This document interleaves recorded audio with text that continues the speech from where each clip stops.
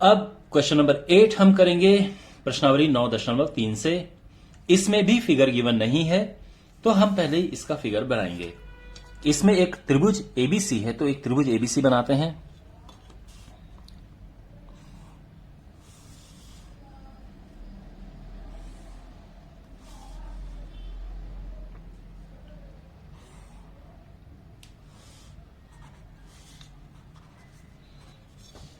Okay, एक रेखा x Y BC के समांतर खींची गई है, तो एक रेखा खींचते हैं एक्स वाई जो बीसी के समांतर है।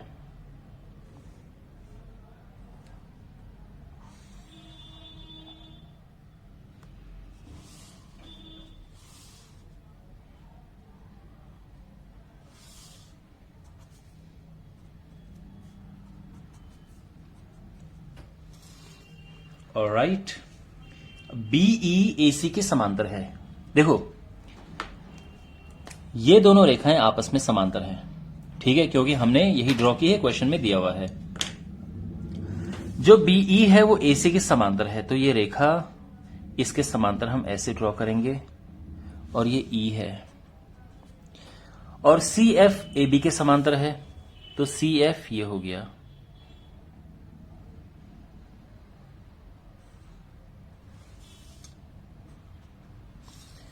ठीक है, तो ये आपस में समांतर है, ठीक है, और ये आपस में समांतर है। तो कहने का मतलब है ये पैरेलल है, ये और ये पैरेलल है, और ये पैरेलल है। क्लियर? यहां तक ये क्वेश्चन समझ आ गया? यहां तक हमें ये प्रूव करना है कि एरिया ए बीई ये है, यानी ये ट्रायंगल है, तो ट्रायंगल हम कंप्लीट करेंगे। एबीई जो एरिया है वो एसीएफ के बराबर है,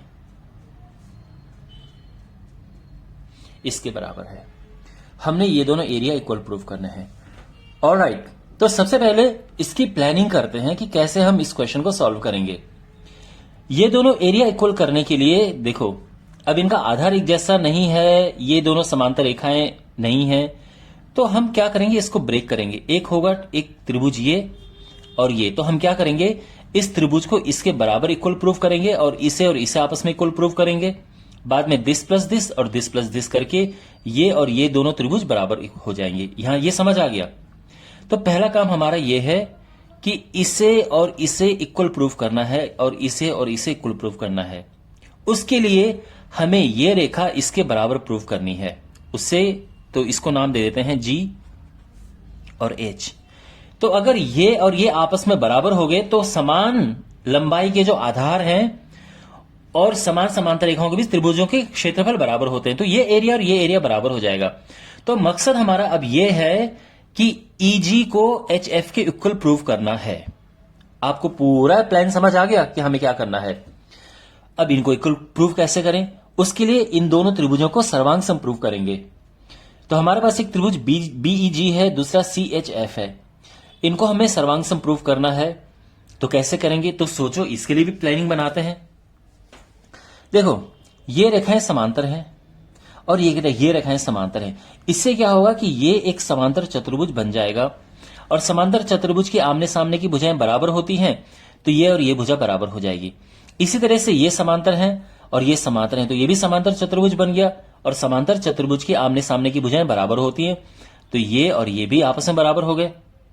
इसके बाद हम जो ये एंगल है, ये और ये एंगल इक्वल है साथ में, क्योंकि ये दोनों संगत कोण हैं, ये और ये एंगल भी इक्वल है, ये भी संगत कोण है।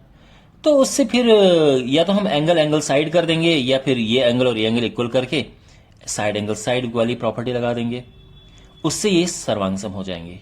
तो आई होप आपको पूरा जो स्ट्रेटेजी वो समझ आ गई होगी। तो अब हमें पहले तो इन दोनों को इक्वल प्रूव करना है। देखो, यहां पर देखो, जो एक्स वाई है ये समांतर है बीसी के, क्योंकि गिवन है क्वेश्चन में। तो इससे क्या होगा कि ई एच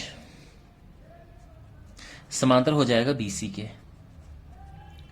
इसके बाद ये और ये समांतर है, यानी जो बीई है ये समांतर है एसी के। तो इससे क्या होगा कि जो ये ईबी है या बीई जो भी लिखो, ये एच सी के समांतर हो जाएगा।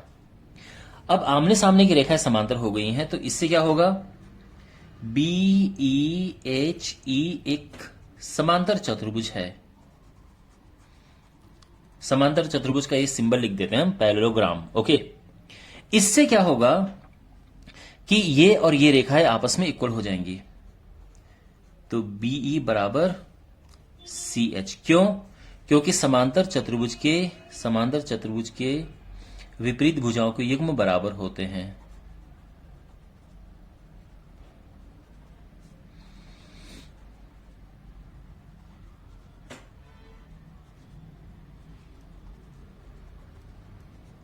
अंडरस्टैंड?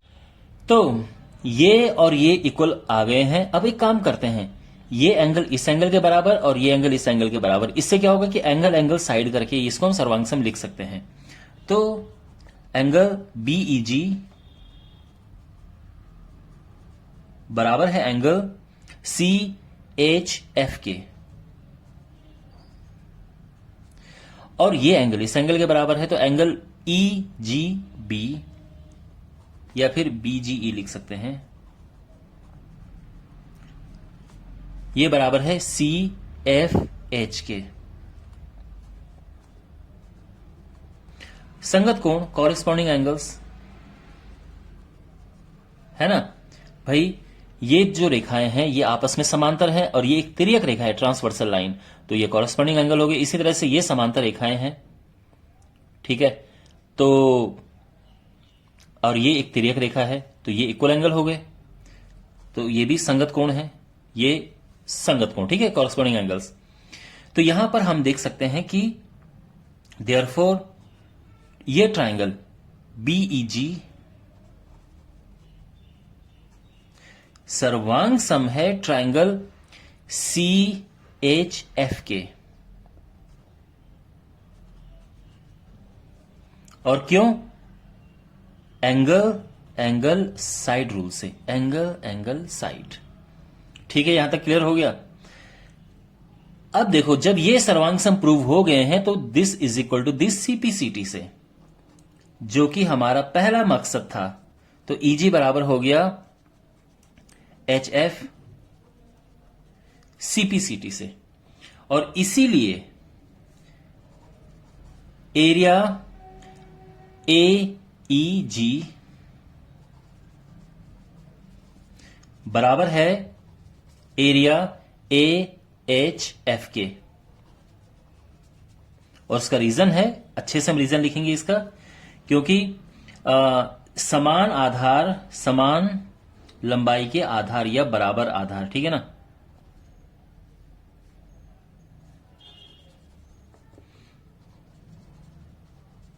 बराबर आधारों पर बने और समांतर रेखाओं के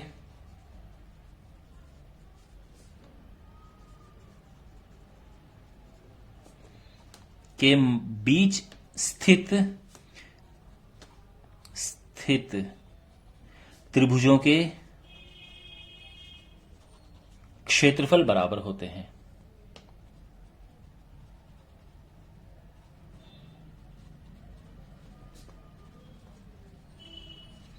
ठीक है, इतना समझ आ गया।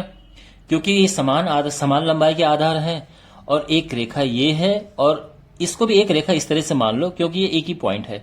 तो समांतर रेखाओं के बीच स्थित जो त्रिभुज होते हैं उनके क्षेत्रफल बराबर होते हैं, इसलिए ये दोनों एरिया बराबर हो गए। और ये जो एरिया है ये तो पहले से ही बराबर है, तो यहां पे हम लिख सकते हैं तथा एरिया बीईजी है वो किसके बराबर है, एरिया सी एच एफ के। क्यों? क्योंकि सर्वांग सम त्रिभुजों के क्षेत्रफल बराबर होते हैं, वो तो दोनों एक जैसे ही हैं। सर्वांग सम त्रिभुजों के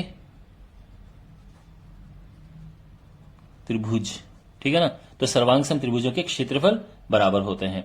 अब इनको प्लस करेंगे हम, तो ये समीकरण 1 ले लीजिए, ये समीकरण 2 ले लीजिए, इनको प्लस करेंगे तो क्या होगा, area A E G plus area B E G बराबर है एरिया सी ये AHF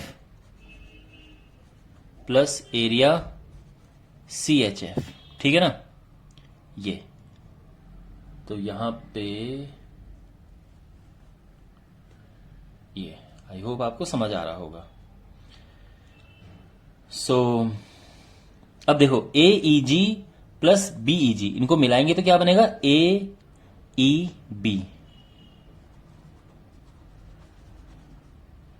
अब इसको AEB लिखो या क्वेश्चन में जो लिखा है वही लिखेंगे, क्वेश्चन में ABE लिखा है, ठीक है ना, ABE। तो इसका एरिया बराबर है एरिया, अब देखो AHF प्लस CHF, तो इसका एरिया ACF। तो हो गया ये दोनों एरिया बराबर, hence proved. Okay, I hope आपको ये सॉल्यूशन समझ आया होगा। थैंक्स फॉर वॉचिंग, मिलते हैं अगले वीडियो में।